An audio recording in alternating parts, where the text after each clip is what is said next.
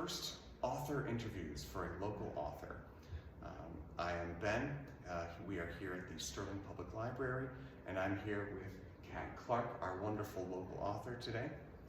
She has written the book, Becoming a Warrior.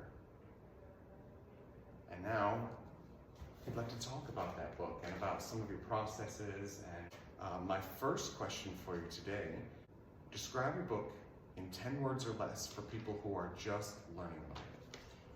Well, really the title kind of described it, because the subtitle is Journey of Triumph Over Childhood Trauma. But if I had to choose 10 words that weren't in the title, I would say a tribute to the power and resilience of the human spirit. Oh, okay. So we're going real deep, real fast. Okay, all right, I like it. Okay. At what point did you decide to be an author, and what was your path to publication? I started writing poetry when I was in second grade. The first poem I ever wrote came back to me marked and read by my teacher. And I decided at that moment that nobody was going to keep me from writing. And I think from that point on, I always wanted to be an author. My path to publication for this book is different from what I might choose if I wrote another book, because this book is so deeply personal to me, and because I felt that it was so important to get it out there, I chose to self-publish. In the future, I might choose a more traditional path, but for this book, self-publishing meant that I could get it out to an audience quickly, and that my words would remain authentic and not edited. And for anybody watching who is thinking about becoming an author themselves, that helps a lot when they are trying to make the decision between self-publishing or trying to go a more traditional route. Okay, so on that note, would you mind describing your process for us? I mean, do you outline, plot and plan, or is your writing a little more organic? Do you just let the characters drive you? Since this is a memoir, both of those, organic and planned, were a part of the process, because a lot of the writing that I did was done living the journey that I lived. So some of the writing is from 40 years ago. When it came time to make it into a cohesive story, that's where the outlining and planning came in. And I had a very detailed outline of what order I wanted things to be in, and what kinds of transitions I needed to write and so forth. So in the beginning, organic, but in order to truly get it down on paper in a readable form, I needed to go more organized. Since this is a memoir, what was the most challenging aspect of writing a memoir? Because this is a memoir about recovering from childhood trauma, which included physical abuse, sexual abuse, emotional abuse, neglect, the whole gamut. The fact that I had to go back and reread and relive some of that trauma made it, at the same time, extremely challenging, but also extremely rewarding and healing. So writing this book was almost a part of your healing process from all of that. It really was, more than I thought that it would be, because the moment that I held the first printed copy in my hand, there was a kind of release that I hadn't expected, of just letting go of all of it. So you just got surprised by it. That's I fantastic. was. I had no clue that I would react the way I did. I was in tears, and the release was immediate and profound. It was like, I liken it to giving birth to my children. It was that Wow. kind of a huge moment in my life. Wow. That moment where you got it back from the publisher. That's okay.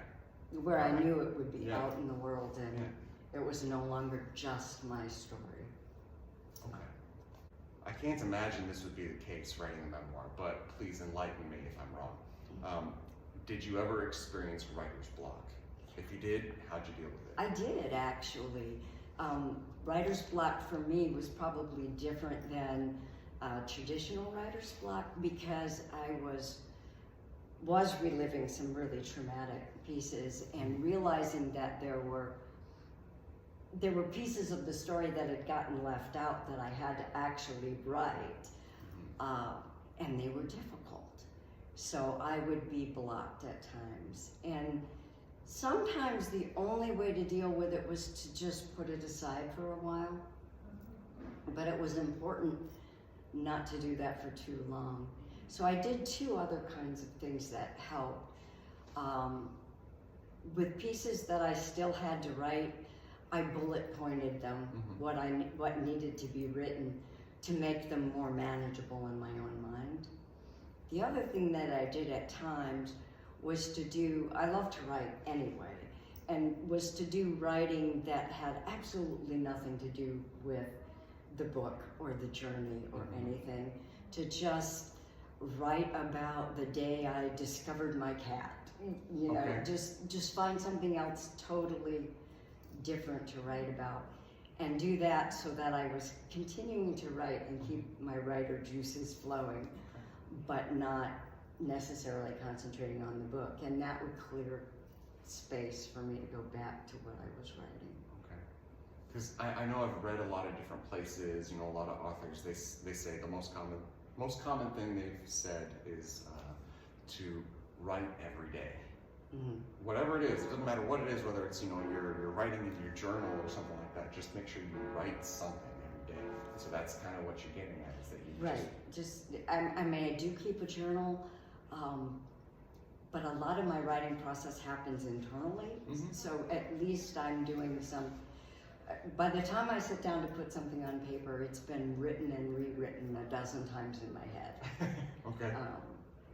So that even when I thought I was having a writer's block, there was a lot going on internally that was moving the process forward. What do you like to do when you're not writing? I like to do public speaking. I'm a member of the RAIN Speakers Bureau. RAIN is the Rape, Incest, and Abuse National Network. So I'm a member of their Speakers Bureau and available to speak on that topic. I do public speaking around LGBTQIA+ issues.